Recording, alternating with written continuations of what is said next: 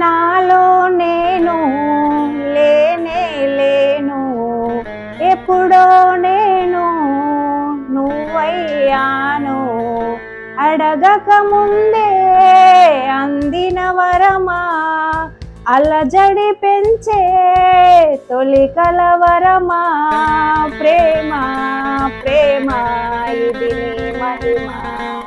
ఇప్పుడు నేనేం చెప్పబోతున్నానో ప్రతి ఒక్కరికి అర్థమై ఉంటుంది ప్రేమ గురించి. ప్రేమ అనగానే ఇప్పుడు అందరు ఇంట్రెస్టింగ్ గా వింటారు. అమర ప్రేమికులు, మన దగ్గర అమర ప్రేమికులు అనగానే పార్వతీ, దేవదాస్, రోమియో జూలియట్ వీళ్ళే గుర్తొస్తారు మనకి. కాకపోతే దేవతలలో కూడా అమర ప్రేమికులు ఉన్నారట. ఎవరు అంటే లార్డ్ శివ, సతీదేవి. సతీదేవి పేరు విన్నారా? ఈ సతీదేవి అనే అమ్మాయి భారతదేశాన్ని పరిపాలించే గొప్ప మహారాజు దక్షుడి కూతురు. ఆ దక్షుడికి ఈ సతీదేవి అంటే ప్రాణం అని. అలాంటి అమ్మాయి శివుణ్ణి ఇష్టపడుతుంది. శివుణ్ణి ఇష్టపడడం దక్షుడికి అస్సలు నచ్చదు.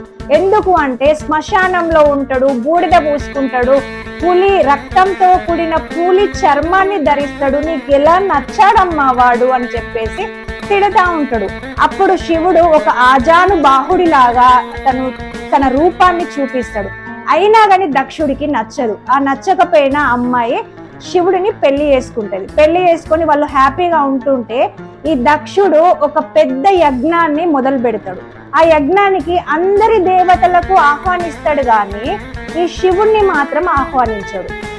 అప్పుడు సతీదేవికి మనసులో చాలా బాధ అవుతా ఉంటది. నాన్నగారి దగ్గరికి వెళ్ళాలనే బాధ శివుణ్ణి ఎలా కన్విన్స్ చేయాలి అని చెప్పేసి, నాకు మా అమ్మ వాళ్ళ ఇంటికి వెళ్ళాలనిపిస్తుంది అంటే, పిలువని పేరంటానికి ఎలా వెళ్తావు అంటే, నా పుట్టినిల్లు, నా ఇల్లు అది, నా పుట్టినింటికి నన్నెందుకు ఆహ్వానించాలి, నేను వెళ్తా అని శివుణ్ణి కన్విన్స్ చేసి వెళ్తుంది. వెళ్ళిన తర్వాత దక్షుడు ఈ సతీదేవిని చూసి చూడనట్టు అసలు పట్టించుకోడు. శివుడి గురించి అక్కడ దేవతలందరికీ అవమానించినట్టు శివుణ్ణి మాట్లాడుతూ ఉంటాడు. అది భరించలేక ఈ సతీదేవి ఆ అగ్నిలో దూకేస్తుంది. ఆ దూకేసరికి ఆ భార్య కాలిపోతుంటే శివుడికి చెప్తారన్నమాట, మీ భార్య ఇలా చావు బతుకుల్లో ఉంది అని. అంటే అప్పుడు శివుడు పరిగెత్తుకుంటూ కోపంతో వస్తాడు. శివుడికి కోపం వస్తే ఎంత ప్రళయం సృష్టిస్తాడో మనందరికీ తెలుసు. ఆ వచ్చేసి సతీదేవిని చేతిలో పట్టుకొని భయంకరమైన నృత్యాన్ని చేస్తాడు.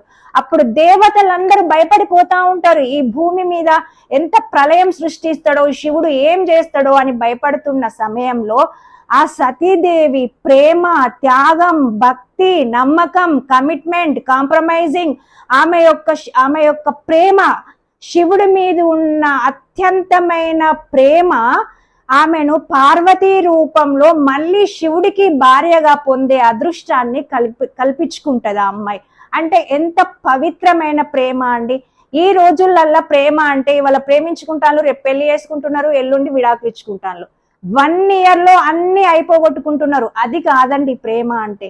డెడికేషన్, ఒక త్యాగం, ఒక మంచి బాధ్యత ఉన్నోళ్ళే వాళ్ళు విడాకులు తీసుకోకుండా హ్యాపీగా ఉండగలుగుతారు. అయినా పేరెంట్స్ కి మీకు ఎలాంటి అమ్మాయిని తీసుకురావాలి, ఎలాంటి అబ్బాయిని తీసుకురావాలనేది పేరెంట్స్ కి తెలుసు కదా. అయినా మీరు ఎందుకు పేరెంట్స్ ని బాధ పెడతారు? దయచేసి బాధ పెట్టకండి. ఒకవేళ ప్రేమిస్తే గనక మీ యొక్క నిజమైన ప్రేమ అయితే గనక మీరు ఒప్పించండి, అంతేగాని అనవసరంగా పేరెంట్స్ ని బాధ పెట్టకండి ప్లీజ్.